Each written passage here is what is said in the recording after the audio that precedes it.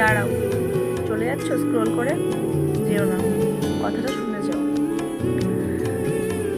মেয়েদের নিজেদের জীবনে রোজগার থাকাটা খুব জরুরি, খুব জরুরি।